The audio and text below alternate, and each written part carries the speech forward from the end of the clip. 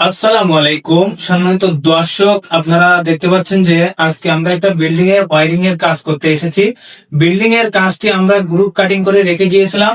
আজকে আমরা pipe fitting করতে এসেছি। আমরা গ্যাং সুইচ দিয়ে কাজগুলো করেছি।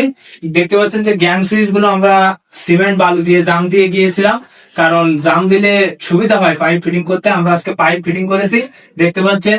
তো আমাদের ওয়ান এক পাইপ ফিটিং করতে হয়েছে কি কারণে, ছাদে পাইপ দেওয়া নেই। ছাদ যখন দিয়েছিল ঢালাই, ওই সময় ছাদে পাইপ ফিটিং করেনি, এজন্য আমাদেরকে ওয়ান এক পাইপ ফিটিং করতে হয়েছে এবং গ্রুপ কাটিং করতে হয়েছে বহু। দেখতে পাচ্ছেন যে আমরা এসি পয়েন্ট করেছি, বাল্বের লাইন করেছি।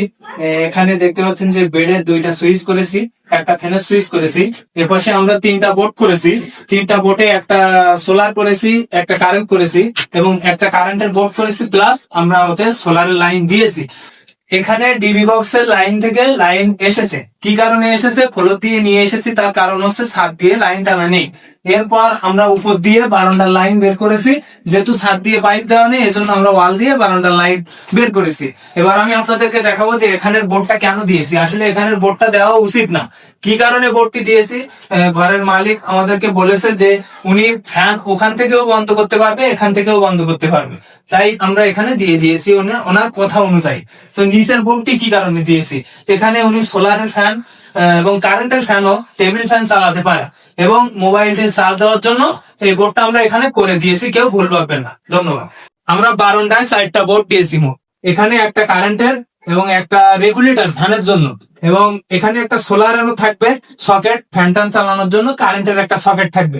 মোট 4টা বোর্ড আমরা এখানে দিয়েছি জাম দিয়ে। এবং দেখতে পাচ্ছেন যে সামনে আমরা এসডিবি বক্স বসিয়েছি, এই যে সামনে আমরা এখানে একটা 8 ডিবি বক্স বসিয়েছি এবং এখানেও 4টা বোর্ড দিয়েছি। ওপাশের মতো এখানেও সেম সিস্টেম হবে, যেহেতু ছাদ দিয়ে পাইপ দেওয়া নেই, এ কারণে আমরা ডিবি বক্সের লাইনটি ফ্লোর দিয়ে আবার এখান থেকে উঠিয়ে ওয়াল দিয়ে মেন সুইচ ওইখানে নিয়ে গিয়েছি। তার কারণ হচ্ছে ছাদে পাইপ না দেওয়ার থাকার কারণে আমাদেরকে প্রচুর ওয়াল কাটতে হয়েছে, এই কারণে আমাদের একটু কষ্ট বেশি হয়েছে।